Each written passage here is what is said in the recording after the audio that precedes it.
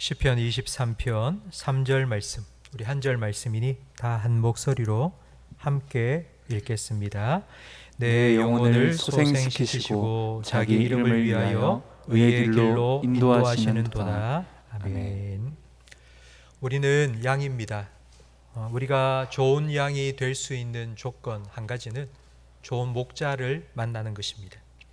하나님은 우리의 목자이십니다. 그래서 우리는 부족함이 없습니다. 우리는 행복한 양입니다. 시편 23편은 하나님의 양이 어떤 축복을 받는지 우리에게 가르쳐주고 있습니다. 오늘 우리가 함께 읽은 본문 3절 말씀에는 영혼이 소생케 되는 복을 누린다고 말씀합니다. 우리의 목자가 되신 하나님께서는 우리의 영혼을 소생시켜 주시는 분입니다. 소생이라는 사전적인 의미는 거의 죽어가는 것을 다시 살린다는 것입니다. 심폐소생술은 거의 멈춰가는 심장을 다시 뛰게 만드는 것입니다. 소생은 다시 살려내는 것입니다.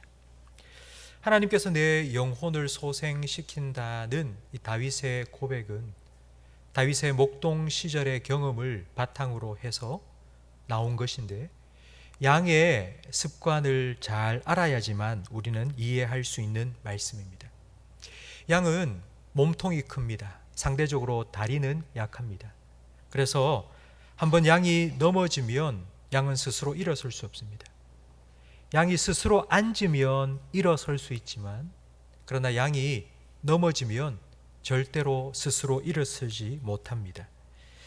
잠시만 뒤집혀 있다 해도 다리에 힘이 빠지고 피가 통하지 않아서 쥐가 나듯이 다리에 마비가 옵니다. 이렇게 세워놓아도 자기 혼자 힘으로 설 수 없을 정도로 다리가 후들후들 떨립니다. 뒤집혀진 양, 목자만 그 양을 찾는 게 아니라 맹수들과 독수리도 뒤집혀 있는 양을 찾습니다. 쉬운 먹잇감을 놓칠 리가 없습니다. 목자는 독수리가 머리 위를 빙빙 돌고 있거나 늑대와 같은 맹수의 울음소리가 들리면 양떼를 살핍니다. 혹시 어디 양 한 마리가 뒤집혀 있지 않는지 살피고 그 양이 있다면 쫓아가서 그 뒤집혀 있는 양을 다시 일으켜 세우고, 그리고 자기 힘으로 설 수 있을 때까지 꼭 안아주면서 그 양에게 이렇게 속삭입니다. 이제 괜찮다. 이제 괜찮다. 내가 너와 함께 있지 않니? 이렇게 속삭이면서 안심시켜 줍니다. 다윗은 목자로서 자기 양이 넘어졌을 때 이렇게 일으켜주고 괜찮다고 안심시켜 준 그 경험을 바탕으로 하나님은 내 영혼을 소생시키시는 내 목자라고 고백합니다. 우리는 양이고 하나님은 우리의 목자이십니다. 우리는 하나님의 돌보심을 받으며 살아갑니다. 하나님은 우리를 푸른 풀밭 쉴만한 물가로 인도하십니다. 그런데 왜 우리가 넘어지는 일이 생길까요? 푸른 풀밭에 누워있고 쉴만한 물가에서 편히 쉬고 있는데 왜 우리는 넘어질까요? 왜 하나님께서 우리의 영혼을 소생시켜야 될 그런 일들이 우리에게 일어나는 걸까요? 하나님께서 우리를 푸른 풀밭이나 쉴만한 물가로 인도하시는 이유는 그곳에서 잘 먹고 잘 살도록 하기 위함이 아닙니다. 거기서 꼴을 먹고 물을 마시고 다시 힘을 얻어서 하나님께서 인도하시는 그곳으로 걸어가도록 하기 위함입니다. 하나님은 단순히 우리에게 먹을 것과 마실 것을 공급해 주시는 분이 아닙니다. 하나님은 우리의 목자가 되셔서 하나님의 길, 바른 길, 의로운 길로 우리를 인도해 주십니다. 그 길 중간중간에 푸른 풀밭에 들리고 쉴만한 물가에 들려서 우리를 쉬게 해 주십니다. 그리고 난 후 다시 하나님의 길로 인도해 주십니다. 그 길을 걷다 보면 우리는 또 지쳐 쓰러질 때가 있습니다. 그때 하나님께서는 우리를 다시 소생시켜 주십니다. 다윗의 경우 하나님께서는 일찍이 그에게 기름 부어 이스라엘의 왕으로 세우셨습니다. 하지만 다윗이 왕이 될 때까지 10수년 광야에서 도망자 생활을 해야만 했습니다. 그때 다윗의 심정이 다윗이 쓴 시편 곳곳에 나와 있습니다. 다윗은 이렇게 하나님께 기도했습니다. 하나님, 내가 지금 기가 막히는 웅덩이에 빠져 있습니다. 내 영혼이 여름 가뭄에 쩍쩍 갈라지는 땅처럼 되어버렸습니다. 큰 물이 내 영혼 깊은 곳까지 덮쳐버렸습니다. 다윗이 얼마나 지치고 힘들었는지 그의 기도를 들어보면 우리 알 수 있습니다. 그러나 그때마다 뒤집혀진 양을 다시 일으켜주고 괜찮다고 위로해준 그 목자처럼 하나님께서는 다윗에게 찾아와 그를 다시 일으켜 주셨습니다. 다윗의 영혼을 소생시켜 주셨습니다. 다시 일으켜 주시고 다윗을 위해 준비해 놓으신 그 자리, 왕의 자리에 이르기까지 지치지 않고 걸어갈 수 있도록 하나님께서는 다윗을 소생시켜 주셨습니다. 아프리카 선교사였던 아버지 밑에서 아프리카에 살면서 양치기로 오랫동안 생활했던 필립 켈러 목사님께서 자기의 목동 생활을 경험으로 시편 23편을 자기의 경험을 가지고 책을 썼습니다. 그 책에 보면 양이 뒤집어지는 이유에 대해서 이렇게 설명을 해놓고 있습니다. 첫 번째, 양이 넘어지는 이유는 편하고 안락한 곳을 찾아가다가 넘어지기 때문입니다. 양은 자기 스스로를 지킬 만한 아무런 보호 그런 이빨이나 강한 발톱이나 이런 보호가 없습니다. 그래서 움푹한 곳, 그런 곳이 있으면 그곳에 자기 몸을 숨기기 좋아합니다. 움푹한 곳에 싹 들어가면 안전하다고 느낍니다. 그런데 그곳에 들어가 있으면 편안합니다. 그래서 거기서 졸다가 그만 쓰러져 넘어집니다. 뛰다 보면 걷고 싶고, 걷다 보면 서고 싶고, 서 있으면 앉고 싶고, 앉고 싶으면 눕고 싶은 것이 우리 인간의 본능입니다. 신앙생활을 하다 보면 신앙생활도 좀 편하게 하고 싶다는 생각이 듭니다. 그런데 신앙생활은 자전거를 타는 것과 같습니다. 계속하여 페달을 밟지 않으면 자전거는 넘어집니다. 이쯤이면 됐지, 이 정도 하면 나 잘하고 있지 생각하고 페달 밟는 것을 멈춰버리면 자전거는 쓰러지고 맙니다. 요한계시록 3장에 라오디게아 교회는 이렇게 스스로에 대해서 말했습니다. 나는 부자라, 나는 부족한 것이 없다. 나는 완벽하게 신앙생활하고 있다고 그렇게 자만했습니다. 그런 라오디게아 교회를 향하여서 예수님께서는 이렇게 말씀하셨습니다. 너는 차갑지도 않고 뜨겁지도 않다. 넌 미지근해서 내가 토해내고 싶다 라고 말씀하셨습니다. 계속 우리의 영혼이 하나님 앞에서 벌떡벌떡 뛰는 그런 신앙을 유지해 나가기 위해서 우리가 페달을 밟는다는 것은 경건의 훈련을 하는 것입니다. 오늘처럼 함께 모여서 기도하고 말씀 읽고 큐티하고 또 개인 기도의 시간을 가지고 바로 이것이 경건의 훈련이고 자전거가 넘어지지 않도록 계속 페달을 밟는 것과 같습니다. 근데 훈련은 한 번이 아니라 반복입니다. 반복하는 건 따분합니다. 반복하면 재미없습니다. 반복하는 건 힘듭니다.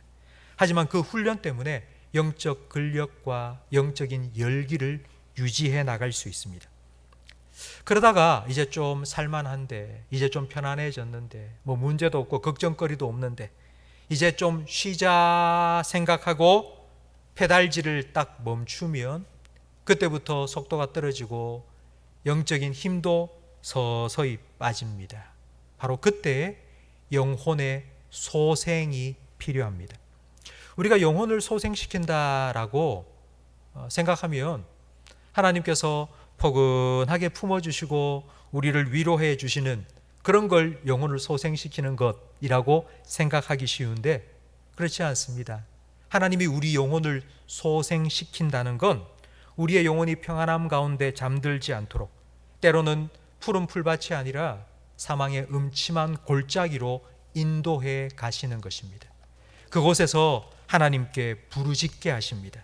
하나님, 내가 하나님 없이는 살 수 없습니다. 내가 하나님 없이는 이 음침한 골짜기 통과할 수 없습니다.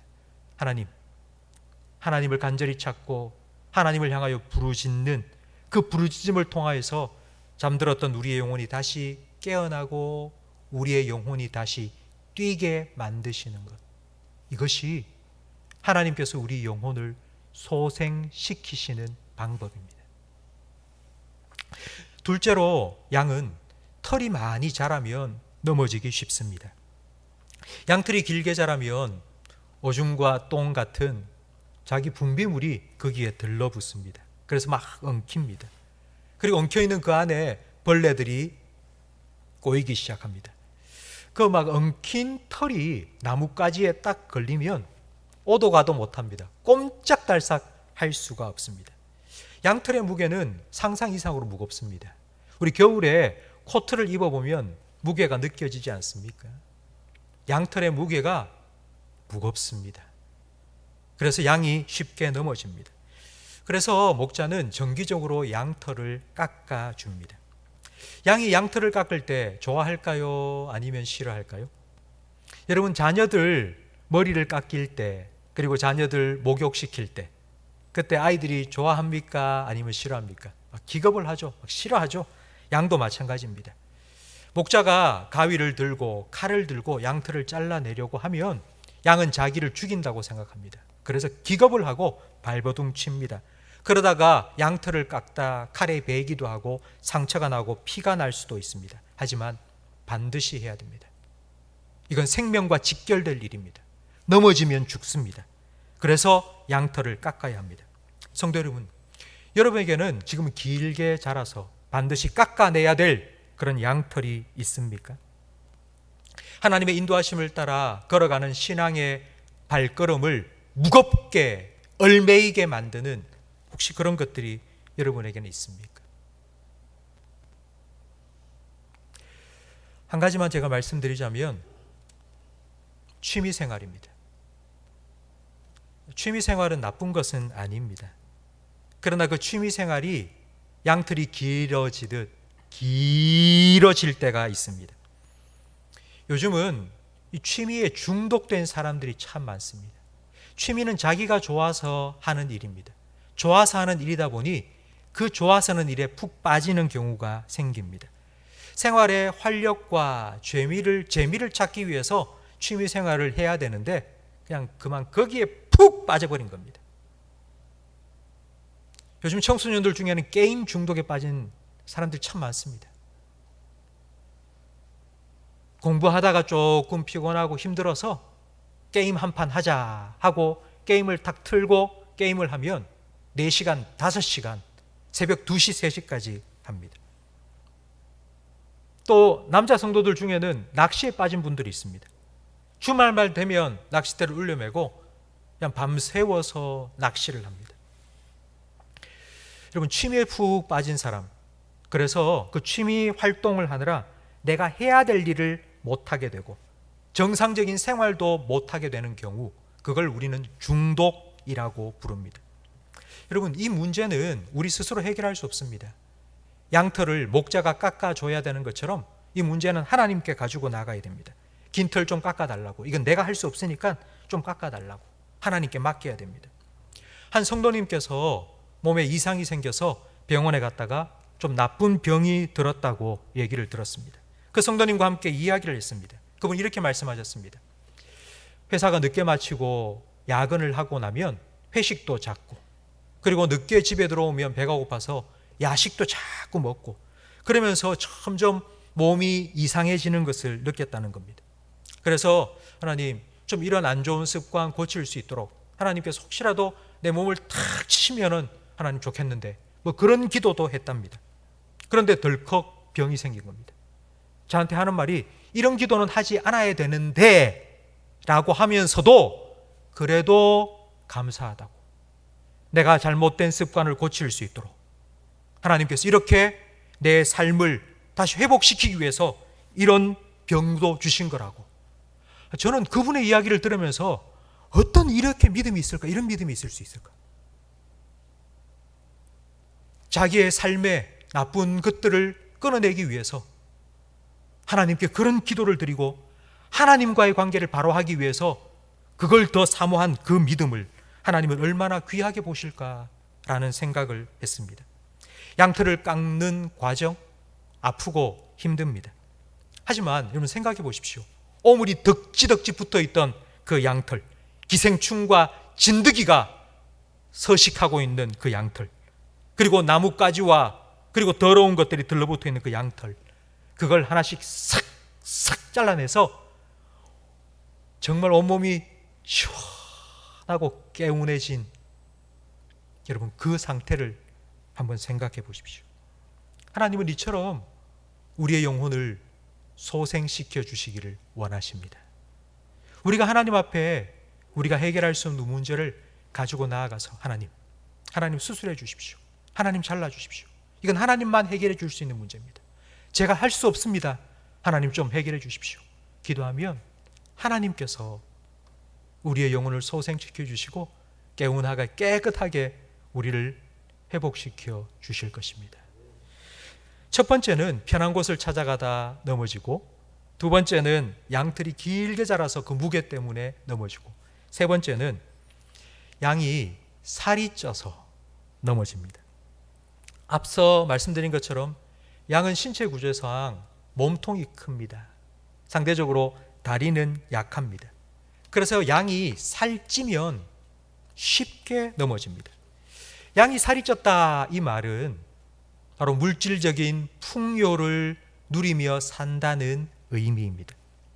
우리 신앙생활하면서 성도들이 많이 하는 오해 중에 하나가 물질의 축복을 많이 받으면 하나님께 복을 받았다라고 생각하는 것입니다. 오해입니다. 물론 하나님이 주시는 축복 중에 물질의 복도 있습니다. 그러나 물질의 부요함이 곧 영혼의 부요함은 아닙니다. 결코 아닙니다. 성경은 오히려 그 반대를 말씀합니다. 물질의 부요가 영적인 빈곤을 가져오는 경우가 많다고 말씀합니다. 앞서 말씀드린 요한계시록 3장에 나오는 라오디게아 교회. 교회는 나는 부자다, 나는 부요해서 부족한 것이 없다고 스스로 말했습니다. 그러나 예수님께서는 라오디게아 교회를 향하여서 이렇게 말합니다. 너 공고하다, 너 가난하다, 너 가련하다, 너 눈 멀었다, 너 벌거벗었다. 그런데 너는 그걸 알지 못한다. 자기 스스로는 부자라고, 나는 부족한 게 없다고 그렇게 말하고 있는데 예수님께서는 그 라오디게아 교회를 향하여서 너 가난하다, 너 눈이 멀었다, 너 벌거벗었다. 영적으로 빈곤 상태에 있는데도 스스로 깨닫지 못하고 그냥 가진 것만 가지고 부자라고 자랑하고 있었던 것입니다. 우리 매일 성경 오늘 큐티 본문이 레위기 23장입니다. 레위기 23장에는 하나님께서 이스라엘 백성에게 반드시 지켜야 될 절기에 대한 말씀이 나옵니다. 그 절기 중에 하나가 초막절입니다. 초막절은 추수감사절입니다. 추수를 다 맞춰놓고 곡식을 곡간에 다 저장시켜 놓은 후에 하나님께서는 일주일 동안 초막에서 살라고 명령하셨습니다. 1년 중에 가장 풍성한 시기에 멀쩡한 집 놔두고 초막에서 살라고 명령하신 이유, 그 이유는 딱 한마디로 말하면 이겁니다. 다이어트를 하라는 것입니다. 풍요함 속에 물질에 푹 파묻혀 살지 말고 그 물질의 다이어트를 하라는 의미입니다. 살찌면 다이어트를 합니다. 살 빼야 됩니다. 영혼은 물질로 인해 살이 찝니다. 어리석은 부자처럼 내가 쌓아둔 것이 많이 있으니 내 영혼아 먹고 즐기자. 그러면서 영혼이 살찝니다. 영혼이 살이 찌면 넘어지기 쉽습니다. 디모데전서 6장 7절 말씀을 우리 화면을 보면서 함께 읽겠습니다. 우리가 세상에 아무것도 가지고 온 것이 없음에 또한 아무것도 가지고 가지 못하리니 우리가 먹을 것과 입을 것이 있은즉 족한 줄로 알 것이니라. 부하려 하는 자들은 시험과 올무와 여러 가지 어리석고 해로운 욕심에 떨어지나니 곧 사람으로 파멸과 멸망에 빠지게 하는 것이라. 아멘. 성도 여러분, 우리는 이 땅에 올 때 빈손으로 왔습니다. 이 땅을 떠날 때도 빈손으로 갈 것입니다. 이 땅에 사는 동안 우리가 가진 것은 하나님께서 잠깐 우리에게 맡기신 것입니다. 하나님께서 우리에게 맡기신 이유는 그걸 가지고 하나님의 뜻대로 쓰라고, 우리가 잘하는 말로 표현하면 축복을 흘려보내는 통로로 살아가라고 맡기신 것입니다. 예수님께서는 가진 자가 아니라 주는 자가 복이 있다고 말씀하셨습니다. 소유의 기쁨보다 나눔의 기쁨이 더 큽니다. 내 것으로 움켜쥐고 있으면 나만 기쁩니다. 그러나 그걸 나누면 주는 자도 기쁘고 받는 자도 기쁘고 그걸 보고 듣는 사람들도 기쁘고 주님께서도 기뻐하십니다. 그 기쁨이 4배, 5배가 됩니다. 수도권에 3일 전에 엄청난 폭우가 쏟아졌습니다. 아마 여러분 뉴스를 통하여서 들어서 아실 겁니다. 많은 사람들이 죽기도 하고 그리고 삶의 터전을 잃고 많은 이재민들이 발생했습니다. 어제부터 제가 뉴스를 보니 참 많은 분들이 그 이재민들을 위한 성금을 지금 내고 있다는 그 뉴스가 들렸습니다. 유명인들로부터 그리고 그냥 평범하게 사는 소시민들까지 그 뉴스를 들으면서 참 마음이 따뜻해지는 느낌이 들었습니다. 성도 여러분, 하나님께서는 우리의 영혼을 소생시키시는 분입니다. 근데 하나님께서는 우리의 영혼만이 아니라 우리 이웃의 영혼도 소생시키기를 원하십니다. 하나님께서는 우리의 섬김을 통하여서 우리 이웃의 마음을 소생시켜 가기를 원하십니다. 바로 그것이 하나님께서 우리를 축복의 통로로 쓰시기 원하시는 하나님의 뜻입니다. 마지막 4번째로 양이 넘어지는 이유는 힘이 들고 지쳤기 때문입니다. 42.19km를 달려야 되는 마라톤, 그 마라톤을 하다 보면 최소 2번 이상의 사점을 경험합니다. 죽을 사점이라는 건 죽을 만큼 힘들어서 더 이상 한 걸음도 앞으로 내딜 수 없는 상태입니다. 성도 여러분, 여러분의 삶을 돌아보십시오. 여러분 인생 마라톤 지금까지 달려오시면서 몇 번의 사점을 통과해 오셨습니까? 난 더 이상 못 가겠다. 더 이상 못 하겠다. 여기가 끝난 것 같아. 라고 생각되었던 그와 같은 사점이 여러분에게는 얼마나 있었습니까? 엘리야는 로뎀나무 아래에서 하나님께 죽기를 간구했습니다. 이제 더 이상 못 하겠습니다. 하나님 저한테 이래라 저래라 하지 마십시오. 나 죽고 싶습니다. 나 죽여주십시오. 그런 엘리야에게 하나님께서는 떡과 물을 공급해 주셨습니다. 까마귀를 통해서. 엘리야는 그 떡과 물을 먹고 하나님의 산 호렙으로 걸어갔습니다. 호렙산에서 하나님은 엘리야를 기다리고 계셨다가 그에게 세미한 음성 가운데 말씀해 주셨습니다. 하나님은 엘리야에게 이렇게 말씀하셨습니다. 엘리야야, 넌 혼자가 아니야. 내가 너와 함께 했고 그리고 너처럼 이스라엘의 회복을 위하여 기도하는 7,000명, 바알에게 한 번도 무릎 꿇지 않고 우상 숭배하지 않았던 바로 그 7,000명을 내가 너를 위해서 남겨두었단다. 아직 너에게 할 일이 많이 있어. 너 로뎀나무가 너의 마침표가 아니야. 너 아직 가야 될 길이 있어. 너 일어나 가라. 하나님께서는 엘리야를 소생시켜 주셨고 하나님이 보내실 곳으로 보내주셨습니다. 성도 여러분, 오늘 우리가 함께 읽은 시편 23편 3절 말씀에 하나님께서 우리의 영혼을 소생시켜 주시는 이유는 우리로 하여금 해야 될 일, 가야 될 길 하고 가도록 하기 위해서입니다. 그냥 우리가 널브러져 자빠져 있으니 하나님 불쌍해가지고 찾아오셔서 아이고 넘어져 있구나 일어서라 하고 일으켜 주시는 것으로 끝이 아니라고요.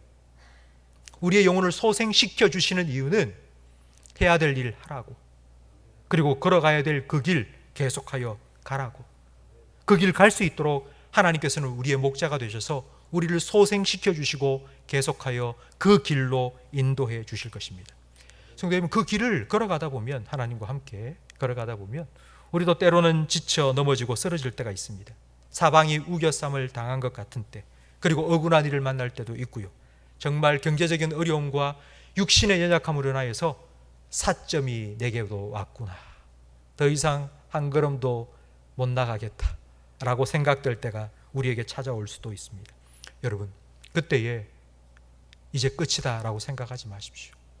하나님은 여러분의 목자이십니다. 하나님은 여러분의 영혼을 소생시켜 주십니다.